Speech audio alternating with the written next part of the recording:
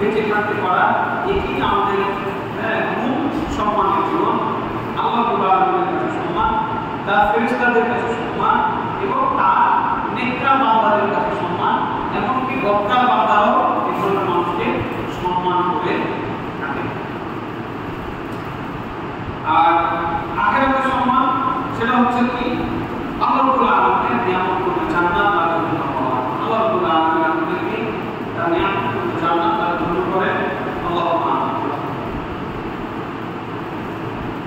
পবিত্র কোরআন এবং সহিহ হাদিসে পাতায় পাতায় এই ধরনের বহু আমল করেছে, বিস্তারিত বর্ণনা করেছে, যেগুলোর মাধ্যমে একজন মানুষ তার দুনিয়ার জীবন সম্মানিত করতে পারে, আখিরাতের জীবন সম্মানিত করতে পারে, গৌরবের সুউচ্চ চূড়ায় তিনি উন্নীত হতে পারে। সম্মান মর্যাদা কোথা থেকে আসে? সম্মানিত মুসলিম আলো মর্যাদার এক পাত্র হচ্ছে আমার বলা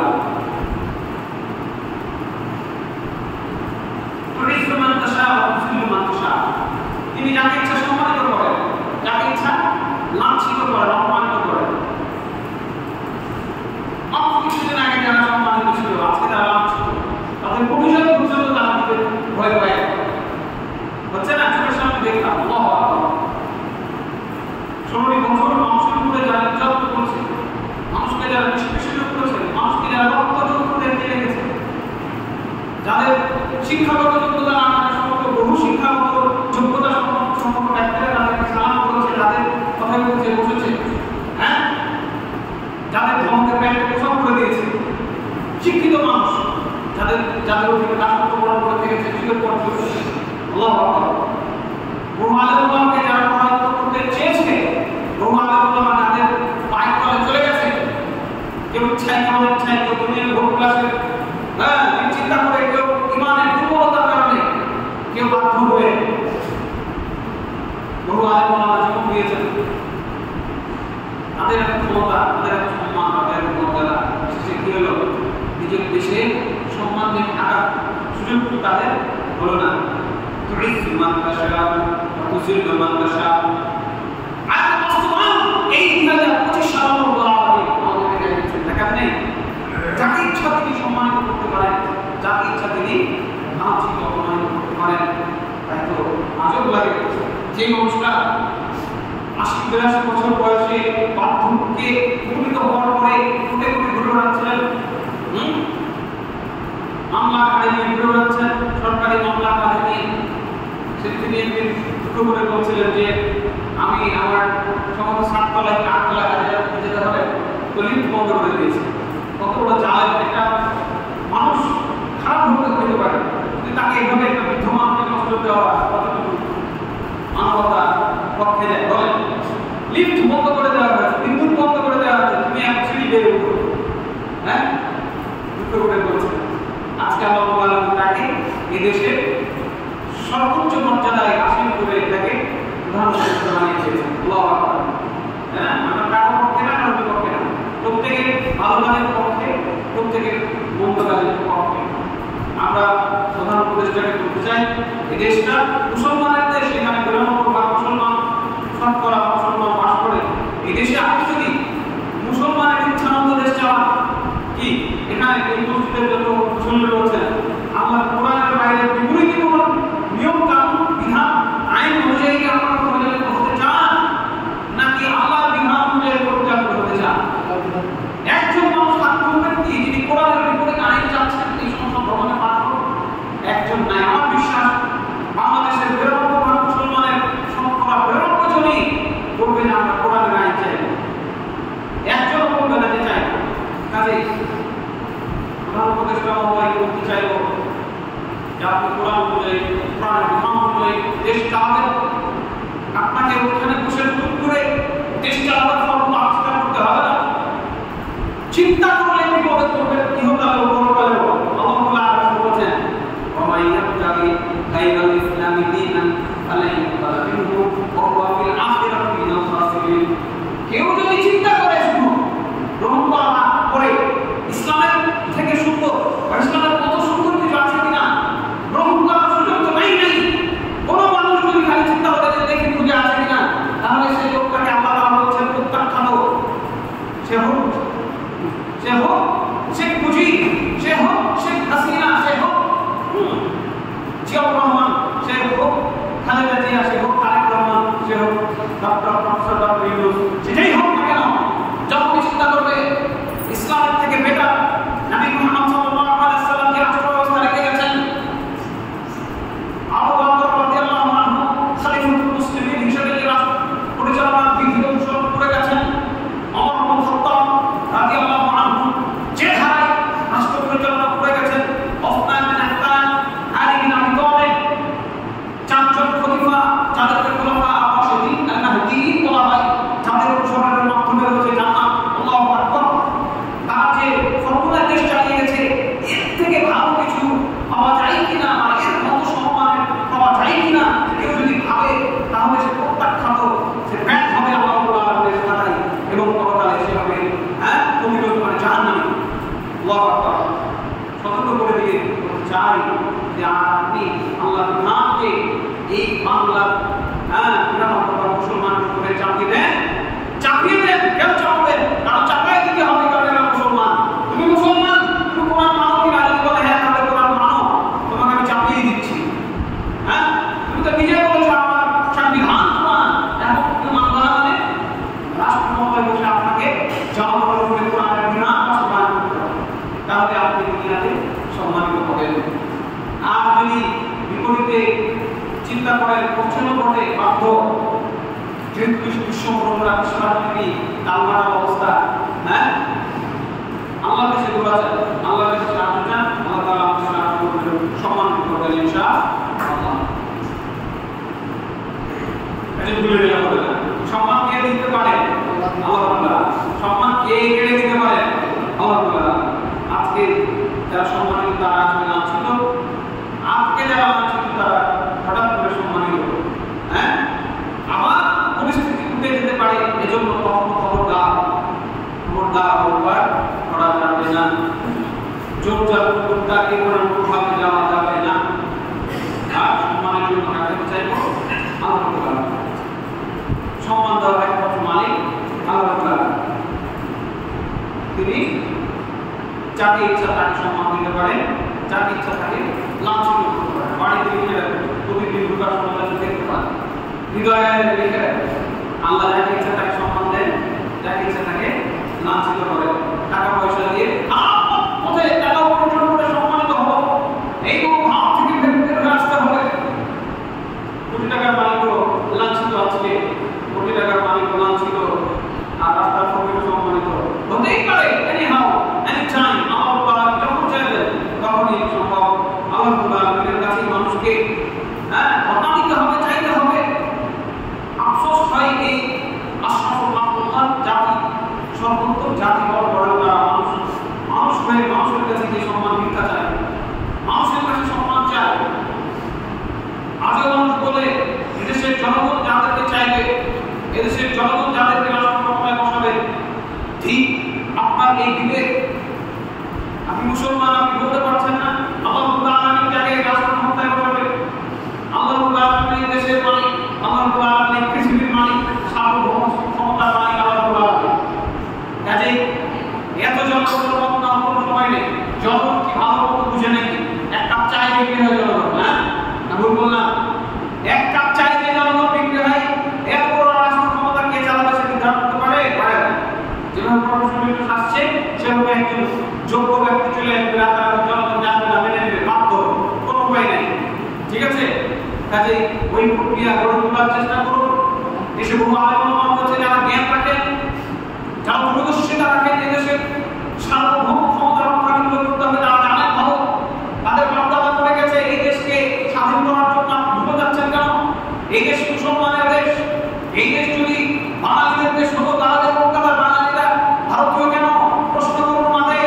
যদি মাথায় পায়খানা মাথাকে বুঝতে হবে কলকাতার বাঙালিরা কেন? তারা বাঙালি, তারা কেন বাংলাদেশী নয়? তারা বাঙালি, তারা বাংলাদেশী নয়, ভারতীয়, কারণ তারা হিন্দু।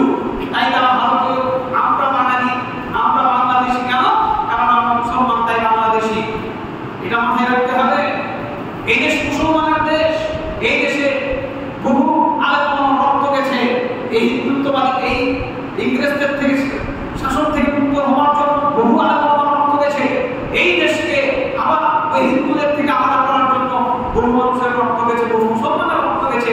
আপনি আজকে এই দেশকে পরিচালনা করবে, এটার জন্য আপনি আবার বাইরের কারো ইশারায় দিকে কাজ করতে পারেন না।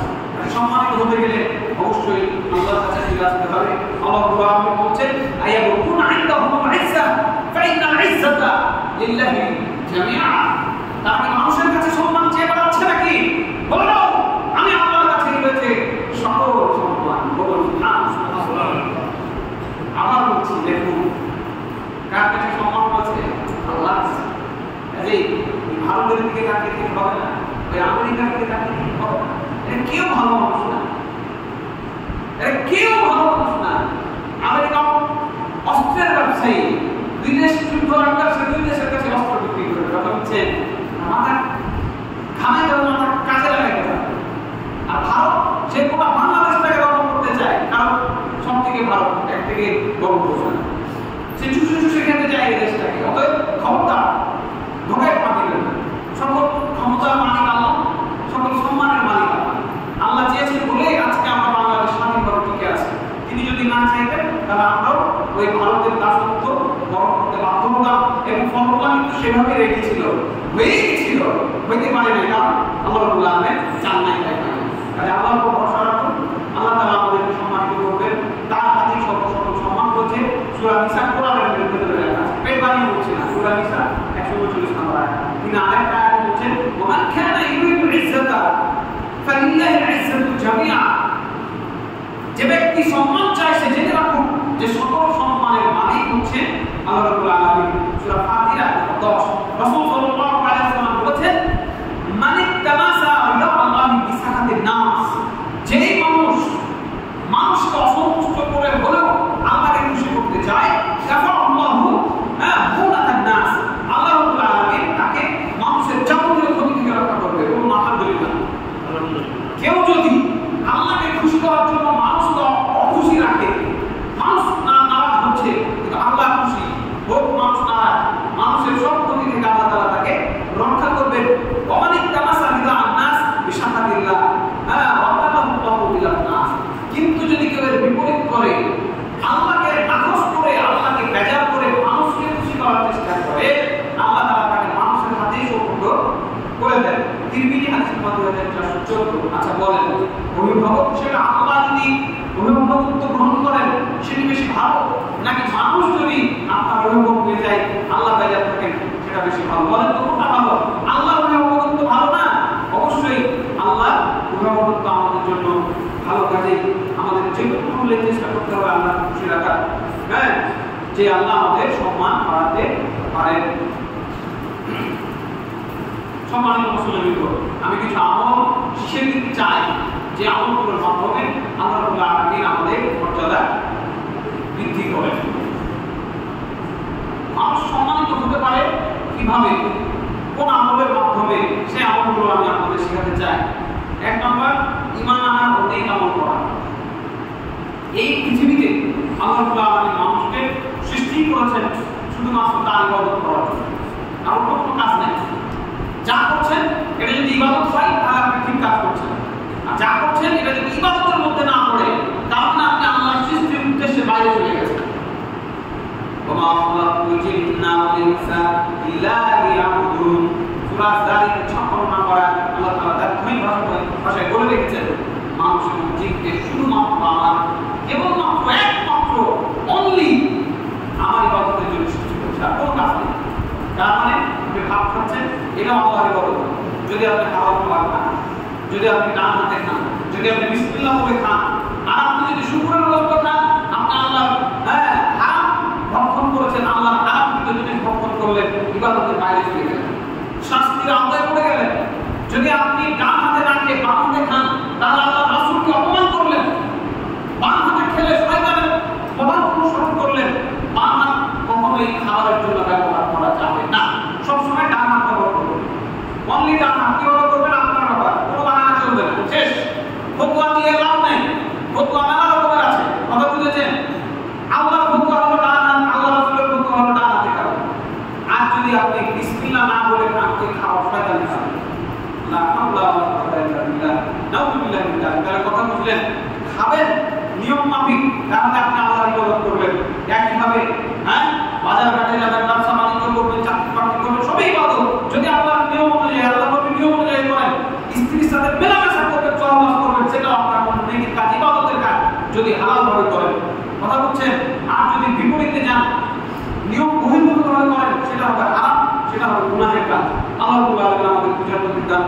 আল্লাহুম্মা আমিন। কাজে ঈমান ঠিক করতে হবে এক নম্বরটা।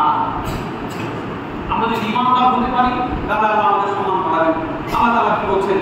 ওমাই ইয়াতিহি মুমিনান ওয়া আমিলা সালিহাত ফাউলাইকা লাহুম দারাজাতুল উলা।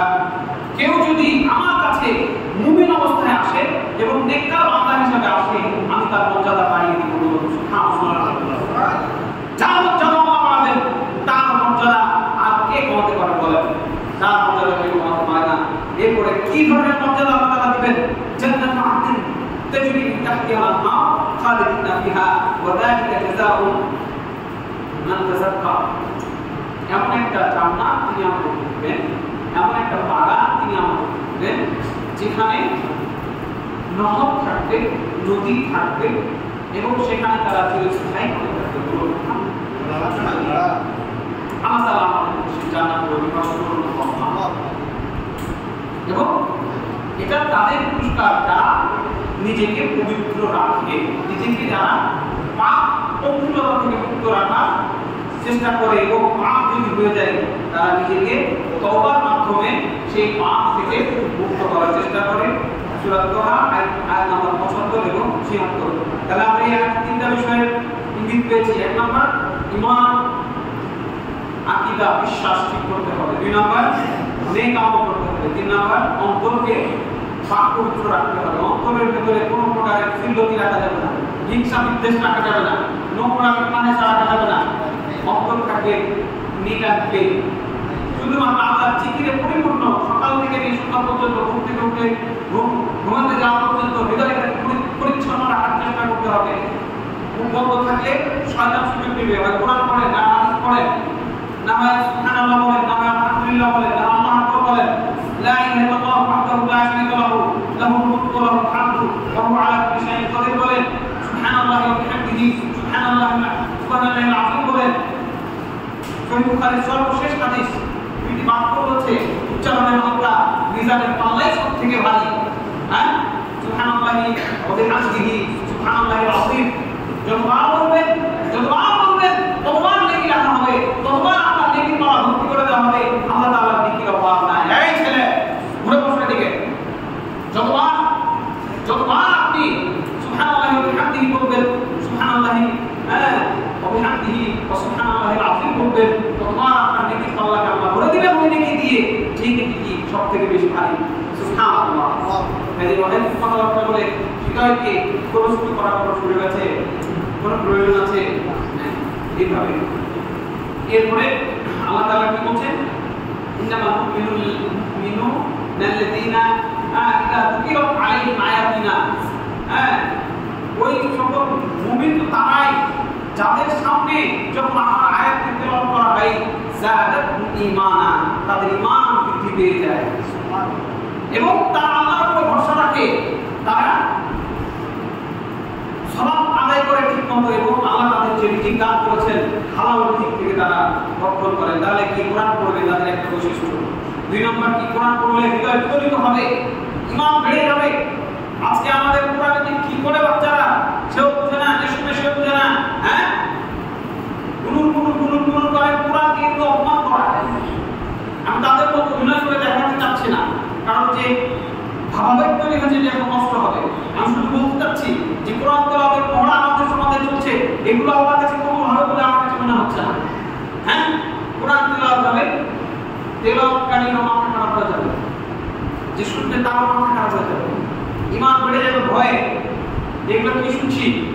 সাহাবীরা ভয় কাঁপতে লাগতেন, সর্বসজ্জাও কাঁপতে সিজদায় লুটিয়ে পড়তেন কোরআন পড়ার কারণে। হ্যাঁ, আর ওই কোরআন পড়ে আমাদের কিছু হয় না। কেন হয় না? বুঝি না, বুঝতে হবে। আর কি, তারা সালাত আদায় করে আর হালাল খায়। কোন হারাম করার জন্য এই মর্যাদা নাই, হালাল খাইতে হবে। তারা আল্লাহ কি বলছেন? উলাইকা হুমুল মুমিনুনা হাক্কান। এই হলো সত্যিকার মুমিন। তার মুখে উচ্চারণ করে আমি মুমিন বান্দা, খাঁটি মুমিন লাভ নাই, হাক্কা মুমিন হইতে হবে। কথা হচ্ছে খাঁটি মুমিন, খাঁটি মুসলমান হইতে হবে। মুসলমানের ভিতরে ভাগ আছে, আছে না নাই? আছে, ভাগ আছে।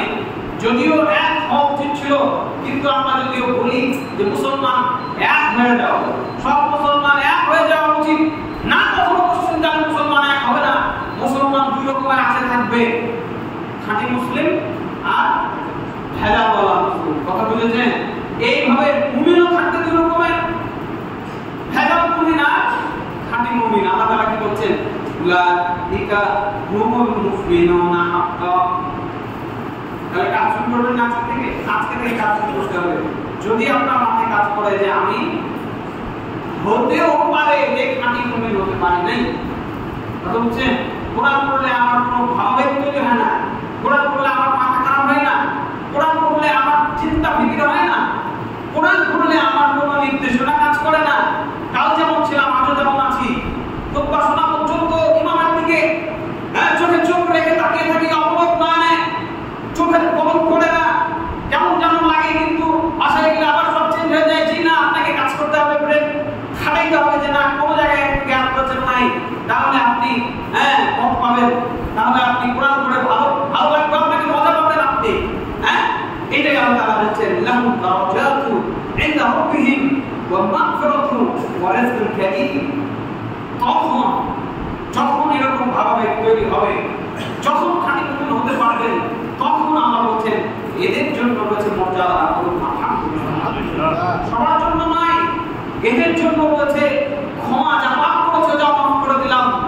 এদের জন্য রয়েছে স্পেশাল খানা, এদের জন্য আল্লাহ তাআলা সম্মানজনক রিজিকের ব্যবস্থা রেখেছেন। জান্নাতের মধ্যে আল্লাহ আমাদেরকে ক্ষমার অধিকারী করেন, আল্লাহুম্মা আমিন। জান্নাতের অধিকারী করেন, আল্লাহুম্মা আমিন। এবং সম্মানিত রিজিকের অধিকারী করেন, আল্লাহুম্মা আমিন। সূরা আনফাল আয়াত 2 থেকে 4। ওমর ইবনে খাত্তাব রাদিয়াল্লাহু আনহু বলেন, ইন্না কুন্না আদাল্লা কওমিন। ওমর ইবনে খাত্তাব ছিলেন যিনি দ্বিতীয় খলিফা ছিলেন, রাসূল মুহাম্মদ সাল্লাল্লাহু আলাইহি ওয়াসাল্লামের শ্বশুর ছিলেন। হাফসা রাদিয়াল্লাহু আনহা ছিলেন তার মেয়ে। হাফসা রাদিয়াল্লাহু আনহার সাথে বিয়ে হয়েছিল আমাদের নবী মুহাম্মদ সাল্লাল্লাহু আলাইহি ওয়াসাল্লামের। সেই দিক থেকে হাফসা রাদিয়াল্লাহু আনহা আমাদের মা হলেন, উম্মুল মুমিনিন হলেন। সেই উম্মুল মুমিনিনের পিতা ওমর ইবনে খাত্তাব রাদিয়াল্লাহু আনহু আবু বকরের পরেই অবস্থান। এবং রাসূল মুহাম্মদ সাল্লাল্লাহু আলাইহি ওয়াসাল্লাম বলেছেন, আমার পর যদি এই পৃথিবীতে কেউ নবী হয়ে আসতো তাহলে সেটা ওমর হতো। আল্লাহু আকবার। ওমর রাদিয়াল্লাহু আনহু সিদ্ধান্তের পক্ষে, নবী মুহাম্মদ সাল্লাল্লাহু আলাইহি ওয়াসাল্লামের সিদ্ধান্তের বিপক্ষে একাধিক কোরআনের আয়াত নাযিল হয়েছে। আল্লাহু আকবার, আল্লাহু আকবার। এই ওমর রাদিয়াল্লাহু আনহু তিনি বুঝেছেন কোরআনকে, তিনি বুঝেছেন নবী মুহাম্মদ সাল্লাল্লাহু আলাইহি ওয়াসাল্লামের হাদিসকে। তিনি কি বলছেন? ইন্না কুন্না আদাল্লা কওমিন।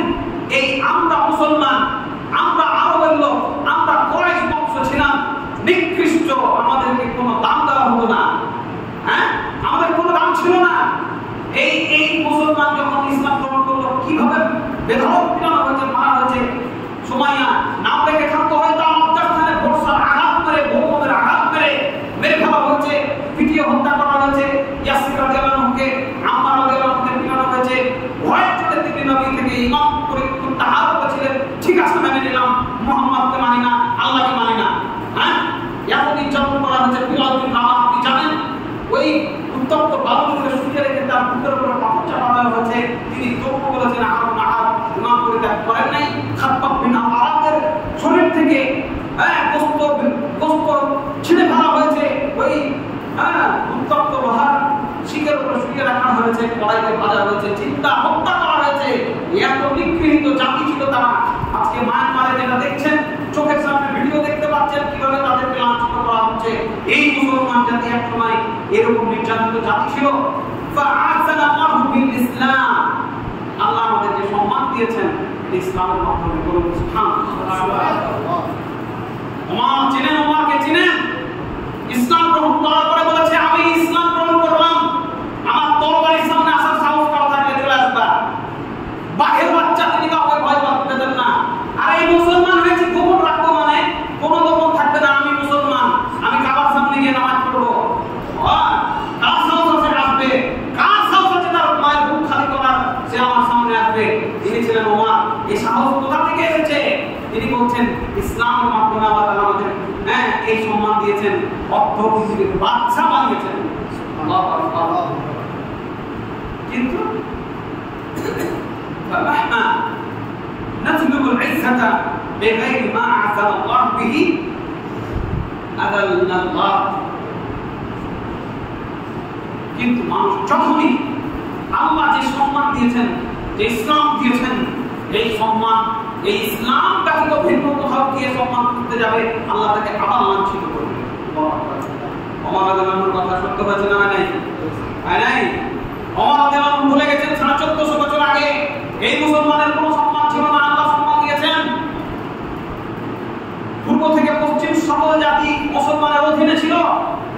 হয় যুদ্ধ করো, ঠেকাও মুসলমানকে, না হয় মুসলমানের পায়ের তলে আসো, জিজিয়া কর দিয়ে বসবাস করো, কোনো ক্ষতি হবে না তোমার, সম্পদের কোনো ক্ষতি হবে না তোমার, মা বোনের ইজ্জতের কোনো ক্ষতি হবে না, মুসলমান সেটা রক্ষা করবে। তুমি হিন্দু আছো থাকো, খ্রিস্টান আছো থাকো, বৌদ্ধ আছো থাকো, কোনো অসুবিধা নাই। হয় তুমি যুদ্ধ করে আমাকে পরাজিত করো, আর না হয় আমার অধীনে থাকতে। সারা বিশ্ববাসী মুসলমানের অধীনে ছিল। আল্লাহু আকবার। ফিলিস্তিনের চাবি ডেকে এনে দিয়ে দিয়েছিলেন, দিয়ে দিলাম ফিলিস্তিনের মসজিদুল আকসার চাবি ওমর রাদিয়াল্লাহু আনহুর হাতে। আজকে সেই জায়গা দখল হয় নাই, সেই জায়গায় বসে আমার মা বোনকে রক্ষা করা হচ্ছে না, আজকে সেই জায়গায় বসে আমার মা বোনের ইজ্জত লুণ্ঠিত হচ্ছে না। আর বিশ্বব্যাপী মুসলমানরা মুখে কুলুপ পেটে বসে আছে, হাতে চুরি করে বসে নাই, কিছুই করার নাই, চোখের সামনে আপনাকে মেরে ফেলা হচ্ছে, আপনার কিচ্ছু করার নাই। তাহলে আমাদেরকে কোথায় ফিরতে হবে? সম্মান পেতে গেলে ইসলামের কাছে ফিরে আসতে হবে। মুস্তাদরাক আল-হাকিম হাদিস নম্বর 207। এরপরে 2 নম্বর যে বিষয়, সেটা হচ্ছে সালাতের প্রতি শ্রদ্ধাশীল হতে হবে, যত্নশীল হতে হবে। নামাজ পড়তে হবে ঠিকঠাক মতো, মন চাইলে পড়লাম, না চাইলে বাদ দিলাম, যখন মন হলো আসলাম, যখন মন হলো আসলাম না, এরকম করা যাবে না। নামাজের প্রতি একটা যত্নশীল মনোভাব তৈরি করতে হবে। আর সাওবান রাদিয়াল্লাহু আনহু সাওবান রাদিয়াল্লাহু আনহু সাহাবী, তিনি বলছেন রাসূল সাল্লাল্লাহু আলাইহি ওয়াসাল্লাম বলেছেন, মা মিন আবদিন ইয়াসজুদু লিল্লাহি সাজদাতান ইল্লা ওয়াফাহু বিহা দারাজাত। যদি মানুষ একনিষ্ঠভাবে খালেসভাবে আল্লাহর জন্য একটা সিজদা করে, তাহলে আল্লাহ তাআলা ওই সিজদার বিনিময়ে তার সম্মান বাড়িয়ে দেন। বলুন সুবহানাল্লাহ। সিজদার বিনিময়ে সম্মান বেড়ে যায়। কাজেই এই নামাজের মাধ্যমে সম্মান বাড়ানোর চেষ্টা করবেন। ওয়াহাক্কা আনহু বিহা সাফিয়াতা, এবং এই একটা সিজদার মাধ্যমে আল্লাহ তাআলা তার একটি গুনাহকে মাফ করে দেন। সুবহানাল্লাহ বলবেন না? তাহলে সম্মান বাড়বে, আমার কি হবে? গুনাহ মাফ হয়ে যাবে। কাজেই 2 নম্বর এই পয়েন্টে আমরা মাথায় রাখবো। 3 হাদিস নম্বর 388। এরপরে পায়ে হেঁটে মসজিদে আসা। যদি আমরা অনেক দূর থেকে আসি, যে কারণে আমাকে বাইক নিয়ে আসতে হয়, কিন্তু এটা আমার একটা দুঃখের বিষয়, দুঃখ লাগে। যদি মসজিদের পাশে বাসা হতো, তাহলে আমি মোটরসাইকেল নিয়ে আসতাম না, কারণ আমার সময় কুলায় না। আগে নেগেটিভটা বলে দিলাম। কিন্তু আল্লাহ তাআলা কি বলছেন, আল্লাহ রাসূল কি বলছেন? পায়ে হেঁটে মসজিদে আসার জন্য বলছেন। যখন কোনো মুমিন বান্দা একনিষ্ঠ নিয়তে মসজিদের দিকে পায়ে হেঁটে অগ্রসর হয়, তখন তার প্রতিটি পদক্ষেপে আল্লাহর রহমতের দরজা খুলে যায় এবং প্রতিটি কদমে মুছে যায় আগের যত গুনাহ আছে, এবং প্রতিটি পদক্ষেপে লেখা হয় একটি সম্মান। সুবহানাল্লাহ। আবু হুরায়রা রাদিয়াল্লাহু আনহু রাসূল সাল্লাল্লাহু আলাইহি ওয়াসাল্লাম বলেছেন, আলা আদুল্লুকুম আলা মা ইয়াকুল্লাহু বিহি খাতায়া ওয়া ইয়ারফাউ বিহি দারাজাত। আমি কি তোমাদেরকে এমন একটি আমলের কথা বলে দিব, যে আমলের মাধ্যমে আল্লাহ তাআলা মানুষের পাপ মোচন করেন এবং তার সম্মান বাড়িয়ে দেন। তখন সাহাবায়ে কেরাম বললেন, বালা ইয়া রাসূলুল্লাহ, হে আল্লাহর রাসূল, হ্যাঁ আপনি বলেন। তখন তিনি বললেন, কষ্ট হলেও পরিপূর্ণভাবে ওযু করবে, আর বেশি পদক্ষেপ দিয়ে মসজিদে হেঁটে যাবে, এবং এক ওয়াক্ত সালাত আদায়ের পর আরেক ওয়াক্ত সালাত আদায়ের জন্য অপেক্ষা করবে। তাহলে কষ্ট হলেও ওযু করা, একটু বেশি পদক্ষেপ দিয়ে মানে দূরের মসজিদে যাওয়ার চেষ্টা করা, বাড়ির পাশেরটা না একটু দূরে যাবেন। তারপরে তবে হ্যাঁ, মসজিদ দিকে যাওয়ার ব্যাপারে একটা মশলা আছে। কাজে যেটা দূরের মসজিদ সেদিকে যান, কাছেরটা না গিয়ে নিয়াত থেকে কি আমার যাতে দেখতে হয়, তখন মসজিদ দিকে যাবেন না, চেষ্টা করবেন। তারপরে আরেকটা কি, এক ওয়াক্ত সালাত শেষ, আরেক ওয়াক্ত সালাত কখন শুরু হবে, এটা নিয়ে প্রতীক্ষায় থাকা। মুসলিম হাদিস নম্বর 251। এরপরে তিনি বলেন, যে ব্যক্তি বাড়িতে পবিত্র হয়, ওযু করে, মানে এখানে ওযু করবেন না, আজ থেকে ওযু ভেঙে গেছে, তখন মসজিদে ওযু করবেন। নিয়ম হলো বাড়ি থেকে ওযু করে আসা, হারাম না। আমার মনে করেন না হুজুর বলেছে যে মসজিদে ওযু করা হারাম, হারাম না, এখানে করতে পারেন, কিন্তু বেদাত হলো বাড়ি থেকে করে আসা। তারপর কোনো ফরজ সালাত আদায় করার জন্য আল্লাহর ঘরের দিকে পায়ে হেঁটে গমন করে তখন তার প্রতিটি পদক্ষেপে একটি করে পাপ ঝরে পড়ে এবং অপরটিতে একটি করে মর্যাদা বৃদ্ধি প্রাপ্ত হয়। সুবহানাল্লাহ। মুসলিম হাদিস নম্বর 666। এরপরে জামাতে সালাত আদায় করা এবং কাতারে থাকা বন্ধ করা। রাসূল সাল্লাল্লাহু আলাইহি ওয়াসাল্লাম বলেন, ইন্নাল্লাহা ওয়া মালাইকাতাহু ইউসাল্লুনা আলাল্লাযিনা ইয়াসিলুনা সুফুফ।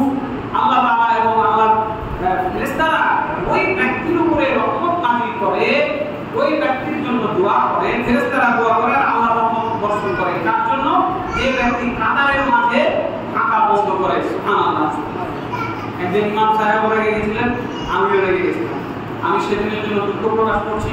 আজকে বলছি এই যে মর্যাদাটার জন্য অন্তত হলেও কাতারে থাকা বন্ধ করবেন। কাতারে থাকা রাখা যাবে না। যে ব্যক্তি কাতারে থাকা বন্ধ করে দেয়, ফামান শাদ্দা ফুরজাতান রাফাআল্লাহু বিহা দারাজাত। যে ব্যক্তি কাতারে থাকা বন্ধ করে আল্লাহ তার জন্য মর্যাদায় তাকে উন্নীত করেন। ইবনে মাজাহ হাদিস নাম্বার 995। গায়ে দাগ লাগলে একটু সুসুড়ি লাগে, কেমন লাগে? এগুলো শয়তানের ধোঁকা। কথা হচ্ছে বড় মানুষের পায়ে পা ঠেকে গেলে কেমন লাগে? অশ্রদ্ধা হয় জিনা, এগুলো শয়তানের ধোঁকা। পায়ে পা কাঁধে কাঁধ সাহাবীদের লাগতো, আবু বকর, ওমর, আলী, তারা সবাই সম্মানিত। ঠিক আছে, তারা পায়ে পা কাঁধে কাঁধ লাগাতে পারলে আপনি আমি অবশ্যই লাগাতে পারবো। আল্লাহ তাআলা আমাদের সেই তৌফিক দান করেন। আল্লাহুম্মা আমিন। পরস্পরকে শ্রদ্ধা করার তৌফিক দান করেন। আল্লাহুম্মা আমিন। এবং পরস্পরের কাছে শ্রদ্ধা ভিক্ষা না করে, মানুষের কাছে মুখাপেক্ষী না হয়ে যে সমস্ত কাজের মাধ্যমে আমাদের সম্মান বৃদ্ধি পাবে সেই সমস্ত কাজ বেশি করার, আমলগুলো বেশি করার তৌফিক দান করেন। আল্লাহুম্মা আমিন। শুধু অনেক ছিলেন না, হ্যাঁ আমি রিভিউ করে দিচ্ছি। তারা আল্লাহকে ভয় করবে, আল্লাহ তাদের সম্মান বাড়ায় দিবে। যারা আল্লাহর উপরে ভরসা করবে, আল্লাহ তাদের সম্মান বাড়ায় দিবে। এই ইসলামের মাধ্যমে সম্মান বেড়ে যায়। ইসলামকে মেনে নিলে, ইসলাম অনুযায়ী দেশ চালালে, পরিবার চালালে, ব্যক্তির জীবন চালালে, ব্যবসা চালালে আল্লাহ সম্মান বাড়িয়ে দিবে। এবং ইমানদার হতে পারলে, নেক আমলকারী হতে পারলে আল্লাহ সম্মান বাড়ায় দেবে। বাড়ি থেকে ওযু করে এসে নামাজে কাতার থাকা করলে এখানে আপনার কি হবে? সম্মান বেড়ে যাবে।